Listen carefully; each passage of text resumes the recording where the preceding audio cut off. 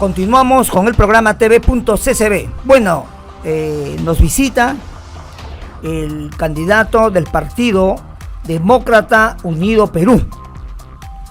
Su nombre, doctor. ¿Cómo le va? Un gusto saludarlos. Saludar también a la amiga población. Buena concurrencia, por cierto.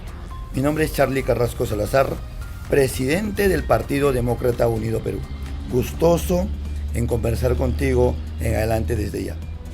Muy bien, muy amable por sus palabras. Hace un momento estábamos acá en el programa y estábamos viendo la cantidad de distritos que hay en el Perú, provincias, ¿no? El Perú es bien complejo, ¿no? Se habla de 1874 distritos en todo el Perú.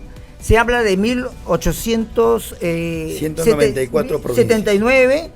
Después se habla de 1890 distritos. No, o sea, no se pone de acuerdo la instancia que se encarga de hacer la estadística, el INEI, no sé. Y después se dice que hay 198 provincias y bueno, 196 provincias. Bueno, pero ¿cuál es lo que llama la atención acá sobre cantidades mayores o menores? Lo importante, y empiezo con una pregunta previa a lo que voy a decirle, que hay dos distritos que son pobres en el Perú, muy pobres. Uno está ubicado en el Cusco y otro en Paruro, Lares en el Colca, ¿sí? Y Omacha en Paruro.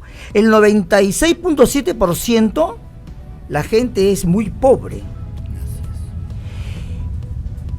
Me pregunto, ¿por qué siendo provincias cuyos recursos son monumentales, grandes minerales, cantidad de recursos, ¿por qué estos dos distritos en el Perú son tan pobres? ¿Qué podría usted responderme?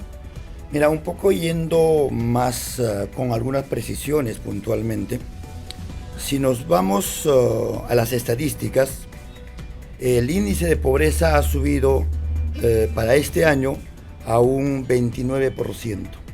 Eso quiere decir que la pobreza y la extrema pobreza ha crecido. ¿Pero por qué ha crecido principalmente?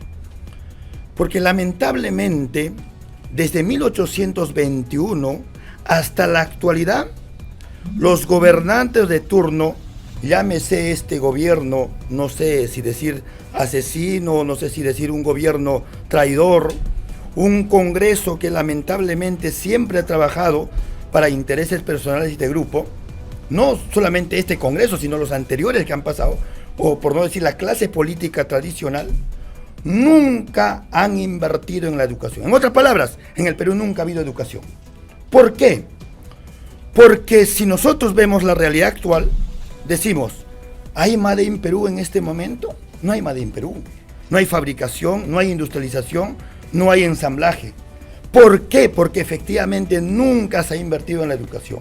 Asimismo, cuando hablamos de esos distritos pobres, nunca el gobierno ha invertido hasta la actualidad en la agricultura, la ganadería, la pesca, el turismo. Nunca. Han estado siempre a espaldas del pueblo. Entonces, nosotros somos una opción política nueva, Partido Demócrata Unido Perú, que no nos casamos de ninguna manera con la corrupción. No vamos a negociar con corruptos, ni vamos a negociar con la delincuencia. Entonces, un partido limpio, con nueva gente, dispuesto justamente, en primer lugar, invertir en la educación. Primero educación, segundo educación, tercero educación y cuarto educación. Porque solo con la educación vamos a cambiar la nación, la sociedad. Lo que nosotros buscamos es, mañana más tarde, a partir del próximo gobierno, en este caso 2026 en adelante, ser un país competitivo. Líder en industria, líder en industrialización, líder en fabricación, en ensamblaje, en tecnología, en arte, cultura, deporte. Porque si no invertimos en lo principal, lamentablemente no va a desarrollar. El Perú es rico por naturaleza.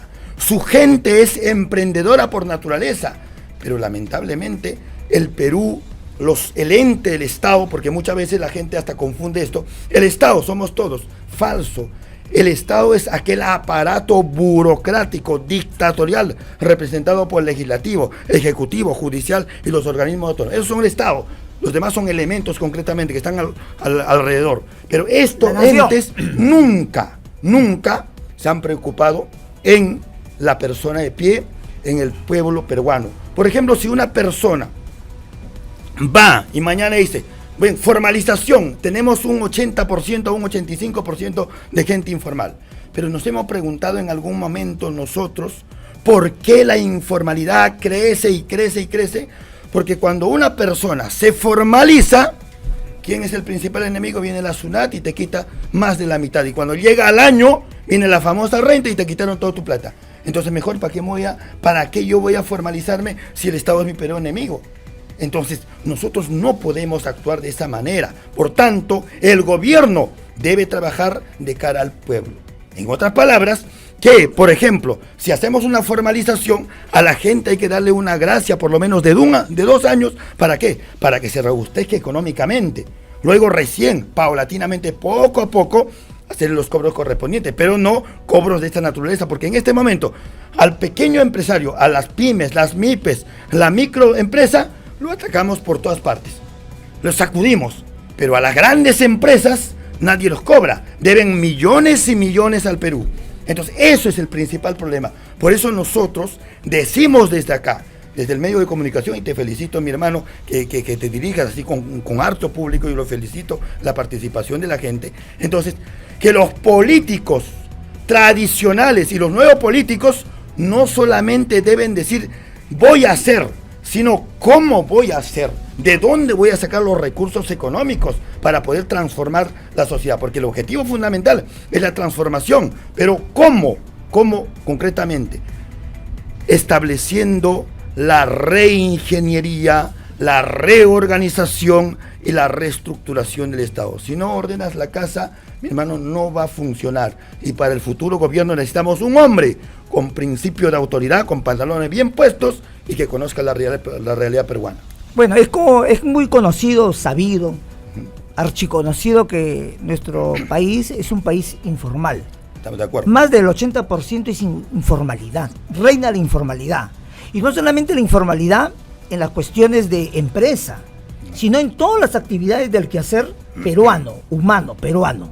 No, somos informales en todo, en todo. No nos sabemos comportar, no sabemos actuar en los contextos que corresponden a un tipo de actuación. No hacemos nada bueno. Esa es una gran verdad. Así estamos vistos. Y peor con la actuación que ha tenido nuestra presidenta, Dina Boluarte, fuera de nuestra patria, en China, hablando sobre el chifa, hablando sobre la gaseosa Inca Kola, ¿no? Entonces, ¿hasta dónde estamos llegando? Esa es una parte de la informalidad. Y la cultura.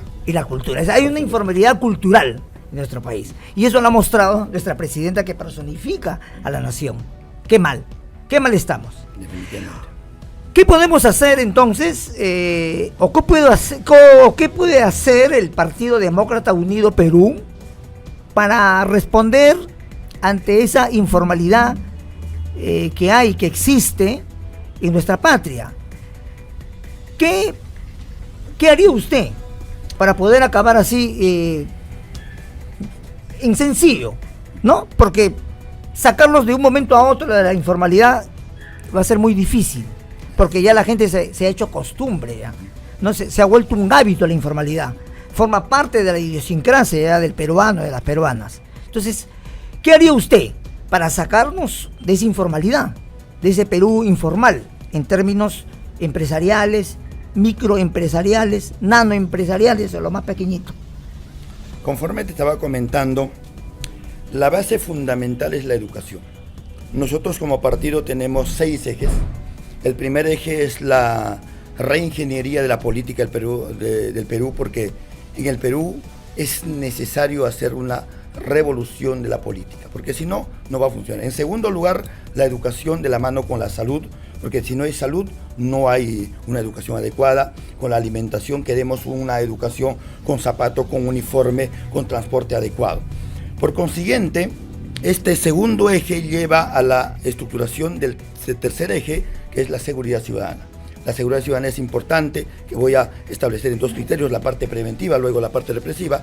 El cuarto eje hablamos de la inversión privada, la micro, pequeña, mediana, la gran empresa, trabajar sin ningún tipo de discriminación, pero en esta oportunidad tenemos que apoyar directamente a las pymes y MIPES. Justamente ahí viene el tema. Luego de ahí vienen los megaproyectos. Nosotros planteamos como propuesta magno, como propuesta general y principal, lo que es la instalación del tren bala a nivel nacional, ¿no es cierto? Y como último eje, que es lo más importante, es la industrialización del Perú, la fabricación y el ensamblaje concretamente, juntamente con el deporte y la cultura. Entonces, retornando al tercer eje, cuando hablamos eminentemente de la inversión privada. La inversión privada, mucha gente confunde y dice que la inversión privada es solamente extranjera. No, un momentito. La inversión privada está conformado por las pymes, las MIPES, la micro, pequeña, la mediana y la gran empresa. Hay que trabajar sin discriminación, pero el apoyo directo en esta oportunidad va a ser directamente a las pymes y MIPES, a las microempresas. Porque hasta ahora el gobernante de turno o los gobiernos nunca han apoyado al emprendedor de a pie. Solamente han apoyado a las grandes empresas. Por eso, por ejemplo, cuando ha habido Reactiva, ¿a quién ha apoyado? Han canalizado por internet los bancos y solamente a las grandes empresas. Y a las pequeñas empresas, así como quien dice, contaditos. Entonces, lo que nosotros primero tenemos que hacer es capacitarlos, desde la escuela, desde el colegio, capacitarlos en emprendimiento. Por ejemplo, tiene que haber en la secundaria la educación vial, la educación financiera. Nadie nos enseña a nosotros en los colegios, en las escuelas, a emprender, tampoco a tener la política del ahorro, nunca. Entonces, ya cuando somos profesionales o de repente no estudiamos, recién teníamos que comer, entonces nos dedicamos a hacer micro, pequeña, mediana empresa. Entonces, lo que tenemos que hacer es educar, educación financiera. Si hay una educación financiera, ya empezamos con un trabajo eminentemente ya con el trabajo de campo, que es la inversión en las pymes y MIPES, la formalización. Pero para la formalización hay un proceso. Primero, el Estado y juntamente que la SUNAT, el apoyo directo, como he dicho, con las gracias correspondientes. O sea, dándole 2 años de gracia para que puedan ellos tener la economía suficiente y puedan de alguna forma pues responder económicamente hacia el Estado. Pero lo otro es, si tenemos ya esta política, entonces tenemos que nosotros crear el nuevo Banco Fomento, si es posible cerrar el Banco de la Nación, porque lamentablemente no está cumpliendo su fin, su objetivo, porque este banco, más de tener un retroceso a nivel económico, no está acorde a los nuevos acontecimientos. Por eso el mundo privado está aquí y el Banco de la Nación está por los suelos. Entonces, crear un Banco Fomento, porque recuerda que la tasa de interés en el Perú, estamos hablando de 14% al 150, 200, 300%. Lamentablemente está así, pero la tasa de interés en el mundo es de 3% y a nivel Latinoamérica es el 7%. Si tenemos esta figura, entonces, si tenemos un banco de fomento creado con la economía justamente de los emprendedores, entonces podemos otorgar los préstamos al 2%. Pero no solamente el Estado tiene que dar el préstamo correspondiente, sino hacer un seguimiento, una capacitación formal, inclusive asesorarlos a nivel contable. Existe en política. Vamos a copiar lo que han hecho los mejores países. Por eso aquí viene el dicho: imita al mejor, igual al mejor y supera al mejor. Suiza, Qatar, Luxemburgo, ¿qué han hecho? A sus emprendedores los han capacitado, los han formalizado, pero no los han abandonado, sino capacitar, hacer el seguimiento, cosa que no vamos a tener un emprendedor que pierda, sino un emprendedor que realmente mañana más tarde pueda responder a las nuevas expectativas y pueda ser competitivo dentro del mercado. Y con esto termino. Y entonces, cosas que de esta manera ya tenemos esta estructura, que los futuros consulados, si bien es cierto el mercado peruano está lleno, los futuros consulados ya no van a ser politiqueros como ahora, sino tienen que ser gente emprendedora que lidere estas embajadas, cosa que abre mercado internacional y tenemos el mercado competitivo, un mercado abierto para nuestras pymes y MIPES. Y finalmente, el Estado, cuando emita una orden de servicio o una licitación correspondiente, tiene que dar oportunidad justamente a estos emprendedores. ¿A quiénes da? Solamente a grupos. El Estado le da a grupos determinados ya con nombre propio. Y eso no debe ser, sino cada mes hago un censo de una cantidad de pymes y MIPES y les otorgo cada mes una cierta cantidad de contratación. Entonces, eso es la forma de incentivar, y principalmente necesitamos en esto un Estado promotor. Es la visión del Partido Demócrata Unido Perú. Bueno, Estado promotor. ¿Promover qué? ¿Con qué? ¿Dónde van a salir los recursos para poder darles a la inmensa cantidad de microempresarios? ¿Dónde sale el dinero? ¿Cómo se obtiene el dinero? Muy buena pregunta. Justo conversábamos. Esta pregunta voy a absolver con un ejemplo correspondiente. Y ya práctico, ¿eh? La mejor propuesta no está hacia el lado del candidato. El peor error que cometen los candidatos es que no, yo tengo un plan de gobierno ya hecho. Y mi pregunta es, ¿y dónde lo has hecho? ¿Con quién lo has hecho? ¿Estás sentado en una mesa de trabajo realmente con la población, realmente con los emprendedores? No, yo sí lo he hecho. Me reuní, justamente la alianza correspondiente que hemos firmado con las pymes y MIPES, estoy hablando de las cámaras de comercio de todo el país casi ya. Entonces, de las principales economías como Gamarra y otros, ¿correcto? Entonces con ellos les decía, ¿qué pasa si formamos un banco del fomento? ¿Qué es lo que necesitan ustedes? Nosotros no necesitamos plata, no necesitamos que el Estado subvencione, no, un momentito señor, lo que queremos es decisión política. Y entonces todos los emprendedores organizados, ¿dónde vamos a llevar la plata de mañana? O sea, mañana hay un ingreso, recuerda que hay un ingreso hoy día, y esa plata ¿dónde va a ir? A un banco tiene que ir, ¿cierto? No va a ir al debajo del colchón.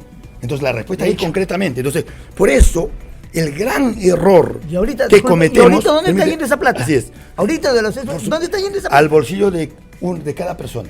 Porque son informales, ¿me entiendes? Lo que nosotros aspiramos es a la formalidad. Pero de algún modo esa plata también contribuye al PBI. De alguna manera. En parte, porque no podemos hacer, recuerda... Nosotros lo que conocemos economía, sabemos bien que el Producto Bruto Interno está conformado de la siguiente manera. El PBI es, primero, la inversión privada, casi un 80-82%. Luego viene la importación y la exportación, con eso se construye el equilibrio de la balanza comercial. Luego de ahí viene el consumo interno y finalmente las obras públicas, que son poquísimas. Inversión privada es la mayor. Entonces, yo te digo, ¿quiénes son los que van a la inversión privada? En parte digo, ¿por qué? Porque el común ciudadano va a una tienda, pide su facturita, su boletita, está aportando. Pero la inmensa cantidad de peruanos, pides tu factura, pides tu boleta cuando compras un agua, no. Entonces no estás aportando. Mire el tema, ¿no? Entonces los que conocemos, por eso repito, el tema, el mundo económico es fácil de entender, pero hay que conocer. Hay una brecha inmensa ahí, ¿cómo hay que llenarla? ¿Cómo hacer posible que llegue esa plata? Lo que justamente nuestra política es, ¿cuál es la política central? ¿Cómo va a llegar esa economía a las arcas del Estado? Sencillo. Primero tienes que demostrar como gobierno que realmente no te vas a, como quien dice, gastar la plata en intereses personales. No te vas a robar, en otras palabras.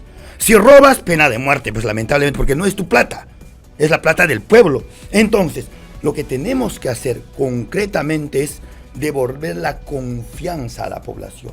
Decir, primero, vamos a invertir en la educación. Miren, un tema que voy a tocar, y con esto voy a sacar ronchas a muchos politiqueros que de repente están aspirando a ser gobierno, y en la misma línea también que pretenden hablar sobre la educación. En primer lugar, para la educación tenemos que hacer una reingeniería, reorganización total, inclusive cerrar el Ministerio de Educación. ¿Por qué? Porque está ideologizado. En segundo lugar, la currícula educativa hay que botarlo al tacho. Esa currícula no vale. Tenemos que crear una nueva currícula donde el 75% del mundo académico sea práctico, emprendedor, industrializador, con una visión distinta. Ejecutivo totalmente. Ya, y un 25% para continuar sobre este último tramo, que es interesante, volvemos, ¿ya? ¿Cómo no? Una pausa y retornamos.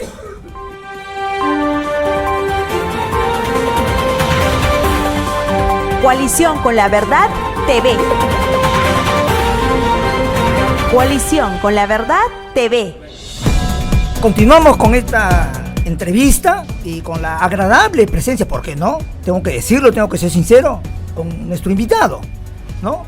Que dirige pues el Partido Demócrata Unido Perú. Antes debo decir que acá no ha habido un preacuerdo, Usted es testigo, este es un canal con la verdad, que camina con la verdad, se acompaña con la verdad, TV, canal con la verdad, o ligado con la verdad, en alianza con la verdad. Entonces yo no entro en estos asuntos. Dime que me vas a preguntar previamente, no voy a pecar en mis respuestas, ¿no? No voy a responder como es debido, no. Acá de frente y siempre con respeto, con prudencia e inteligencia. Estábamos tocando el último, que usted lo mencionó, el último rubro sobre educación. La educación. La educación en el Perú. Yo recuerdo, cuando he leído mis libros en los primeros años de la universidad, haber leído pues a Aya La Torre, haber leído a Andrés Belaúnde, García Belaúnde, haber leído a José Carlos Mariátegui de la Chira, en su obra Los 7 ensayos de interpretación de la realidad peruana, en cuyo acápite y capítulos se menciona el proceso de la instrucción pública en el país. Y hablaba de una influencia española, de una influencia americana, etcétera, etcétera, y de una influencia francesa. Dicho sea de paso, nuestros cadetes tienen esa influencia en su vestimenta francesa. Muy bien. Entonces él decía, todas estas fases que hemos pasado, todas estas fases, nunca han dado pues el resultado debido. Manuel Vicente Villarán lo mencionaba José Carlos Mariátegui en ese capítulo del proceso de instrucción pública, que dice, acá muchos se forman abogados, hombres de leyes, cantidades de abogados, cuando nosotros debemos formar otros tipos de hombres que respondan a la realidad de nuestro país. Nuestro país es pluricultural, multilingüe, se hablan varios quechuas, no un solo quechua, es varios quechuas, ¿no? El castellano con sus diferentes dialectos en la costa, en el sur, en la sierra, en nuestra selva. También mencionó sobre un cambio en la currícula. Yo siempre también he cuestionado esto. ¿Por qué enseñar esa matemática tan abstracta como es la trigonometría, la geometría, etcétera? ¿Y por qué no más bien poner un curso que responda a las necesidades de hoy? Porque hoy los países se mueven a través del mercado, negocios. Entonces, meter pues una matemática financiera, un curso ya de contabilidad básica y terminar con una contabilidad media o casi avanzada en los últimos años del nivel secundario de menores. ¿Por qué no hacer eso? ¿Qué haría usted en lo que yo le he dicho en caso de que usted llegara a la más alta magistratura del país? Muy bien. Hablaste de algunos personajes que son tan importantes que han aportado para el Perú. Alguien más que también aportó al Perú, Jorge Basadre. Jorge Basadre habló de dos cosas importantes. Primero habló del abismo social, de que hay gente que te gana una remuneración mínima vital, estamos hablando de 1025 para abajo, 900, 700, 800 soles. Pero hay gente que te gana en el Perú 50.000, 60.000 soles y sin producción alguna, más aún trabajando a espaldas del pueblo. Por eso, en un futuro gobierno, la máxima remuneración debe ser del presidente de la República, 17.000 soles, luego para abajo todos los funcionarios. Primer cambio correspondiente. Luego, en la misma línea, habla también Basadre de la improvisación y la incompetencia. Entonces, los que ahora están ostentando a esta gran magna magistratura, aspiran a esta magistratura de ser presidente de la República, desconocen justamente estos temas, lo que estamos hablando, peor todavía en el sistema educativo. Hay un tremendo desconocimiento. Entonces, cuando hablamos de la matemática, ¿por qué tan abstracto? Yo iría más aún a algo importantísimo, lo que han hecho los países en desarrollo. Qatar, Luxemburgo, Suiza, el mismo Japón, Corea, Singapur. Los tigres del Asia. Los tigres del Asia, ¿no? ¿Qué han hecho ellos? ¿Qué innovador han hecho? Estamos hablando, recuerda que la educación parte desde la familia, la educación, la escuela de padres. Es importante crear, luego de ahí, los valores y principios en la escuela, en la primaria. Pero la primaria es la base fundamental porque tenemos que darle el avance de la ciencia y la tecnología, el conocimiento, la inteligencia artificial y otros. Pero hay algo importante que hemos dejado. Tapamos talento. Significa, si un niño, por ejemplo, es un capo en matemática, ¿qué docente le contratamos? Le contratamos el docente en literatura para que se refuerce, porque está mal en literatura. Tapamos talentos. Entonces lo que tenemos que es crear salones especializados de superdotados, de inteligentes. Si son matemáticos por naturaleza, porque van a entender trigonometría, todas las materias, entonces este niño va a ser especialista en esta materia y hay que adiestrar, hay que forjar un niño totalmente distinta, un campeón, un ganador en esta materia. Y vamos a tener un futuro representante con otra convicción. Entonces, yo creo en esa forma. Entonces, viene ahí la educación vocacional.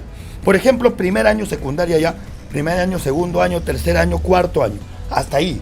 El quinto año tiene que ser preuniversitario, el quinto año tiene que ser ya un espacio de definición. ¿Para qué? Si va a la empresa, si va de repente a la educación universitaria, digamos, vía un conocimiento concreto, a ser técnico o a ser universitario. Entonces ya esa educación vocacional evalúa su forma, pero en la educación secundaria se debe implementar lo siguiente. Primero, la educación vial, la educación financiera, la educación en emprendimiento, la educación en industrialización, en fabricación. Entonces, y esto es importante, quiero que me entienda por favor la población. Voy a poner un ejemplo rápido aquí, de esta manera. Se llama la educación por impuestos. Por ejemplo, esta va a ser la empresa privada que fabrica, que industrializa, que hace ensamblaje. Si no tenemos en el Perú, entonces tenemos que traer bajo convenios al ámbito internacional. Esta es la institución pública, en este caso la escuela y el Estado. El Estado va a resolver a nivel de impuestos con esta empresa para que pueda facilitar, y cosa que al niño hay que enseñar desde la secundaria, ¿qué? A fabricar, a industrializar, a hacer ensamblaje. Por eso, gracias a ello, el futuro profesional, sea técnico universitario, ya no va a ser un empleado, sino va a ser el próximo emprendedor, va a ser el próximo empresario, va a ser el próximo que industrialice la materia prima. Eso es lo que buscamos para tener Made in Perú. Si no, mi hermano, no va a haber una educación. Seguiremos de aquí a 50 años diciendo que hemos hecho mal. ¿Por qué no hemos invertido hasta ahora en la educación? La educación es la base fundamental. Recuerda que un pueblo educado nunca va a ser engañado. Y asimismo también un pueblo no es rico porque tiene plata, cobre o petróleo. Un pueblo rico porque tiene la mejor educación con valores y principios. Necesitamos honestidad. Queremos una educación técnica, productiva, emprendedora, empresarial, disciplinada, con valores y principios. Solo de esa manera llevaremos a través de la educación a un desarrollo próspero al Perú. Si no, créeme que no vamos a lograr el desarrollo concreto, que por supuesto, un poco resumiendo el tema, para eso es necesario la reingeniería, la reorganización, si es posible cerrar el Ministerio de Educación y luego de ahí empezar a romper esta currícula educativa. Y el cambio total de la currícula educativa significa que el 75% del mundo académico tiene que ser práctico y el 25% teórico.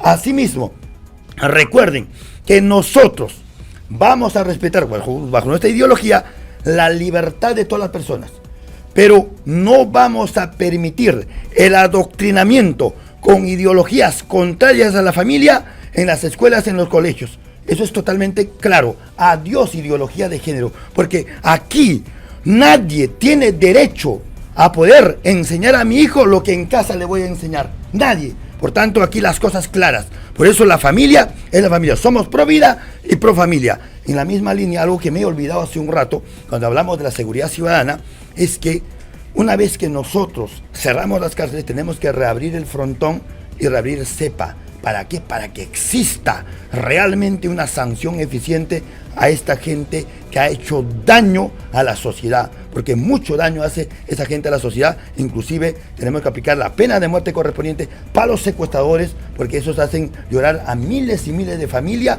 en la misma línea a los violadores. Es la línea correspondiente de lo que puedo plantear.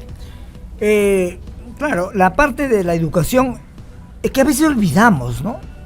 hace un momento hablábamos fuera de cámara, sobre la cuestión de los que matan la ley, los legicidas, cometen legicidio, y los que matan la palabra, los logocidas, ¿no? Matan la palabra. Logo en griego es palabra, idea, etcétera, etcétera. Muy bien. Educandi precisamente, su etimología latina es alimentar. Gracias. Pero no se entiende esto, ¿no? ¿Cómo alimentar? Hay que alimentarlos con buenos libros, buenas lecturas. Y también ha olvidado un poquito la parte de la salud.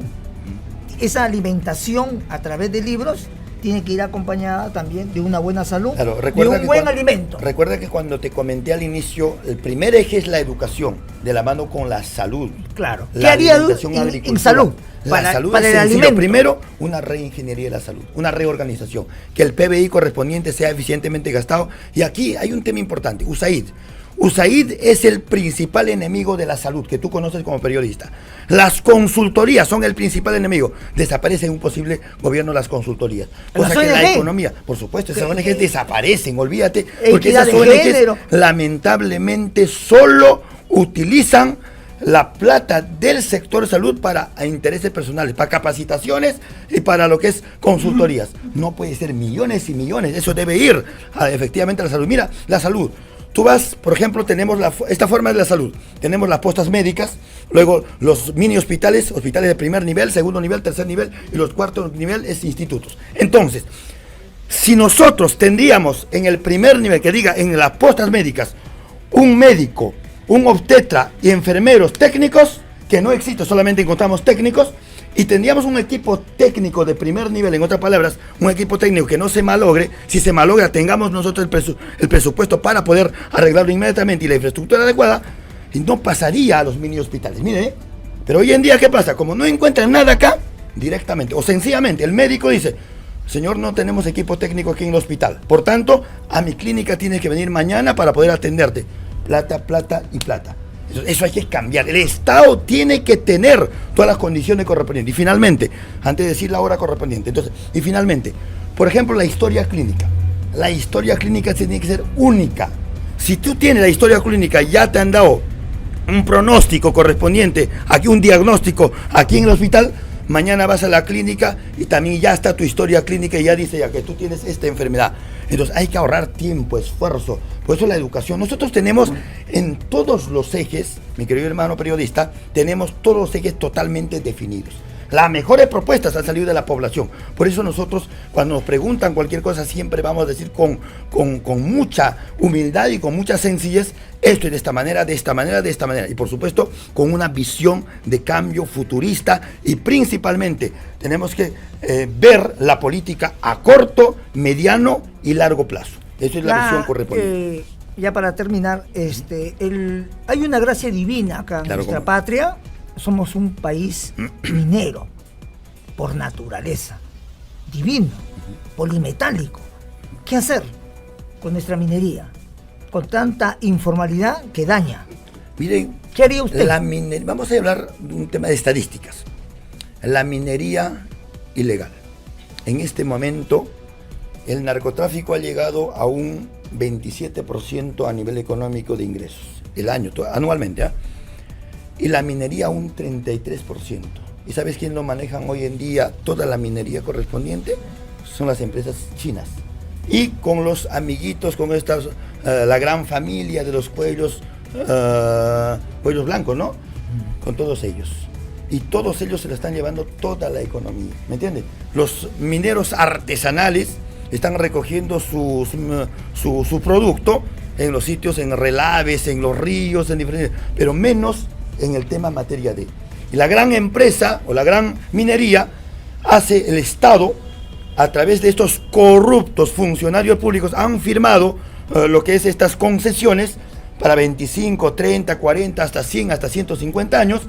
Y entonces disculpen la expresión, estos desgraciados lo que han hecho es contaminar totalmente el medio ambiente. Se debe renegociar, revisar esos contratos correspondientes, y luego el nuevo contrato, eso no estamos diciendo que no va a haber contratos, el nuevo contrato debe ser con gente principalmente que ponga los valores adelante, y tiene que ser con reglas claras. Un nuevo contrato social. Un nuevo contrato social, donde establezca primero la consulta popular, un primer escenario. Luego, el proyecto de impacto ambiental tiene que ser de la siguiente manera. Si tú entregas este bien, donde efectivamente este bien inmueble, que puedes sembrar y mañana tienen que devolverte, que puedes volver a sembrar en esa propiedad. Eso es el proyecto de impacto ambiental. No como ahora. El proyecto de impacto ambiental, tú haces la explotación y luego de ahí ya no puedes sembrar nada más, aún ha generado muertes y muertes a través de la contaminación ambiental a los ríos, y de ese río consumen las personas, los animales y siembran con eso la producción. Entonces, imagínate la tremenda contaminación. Entonces, nosotros apostamos por la formalización correspondiente, el apoyo directo en este caso a los mineros artesanales, pero con los parámetros legales correspondientes y apoyarles que ellos hagan la explotación correspondiente, no como ahora que lo están haciendo los chinos, que lo están haciendo los cuellos blancos y algunos nombres que ya conocemos, no quiero decir por acá, algunos politiqueros que están metidos justamente con la minería. Así que declaro la cosa. Entonces, nosotros conocemos, repito, conocemos esta realidad, sabemos de qué estamos hablando y efectivamente en un posible gobierno todo esto cambia de raíz, porque vamos a hacer una reingeniería, una reorganización, una reestructuración de todo el Estado. Y una rehumanización por también, supuesto.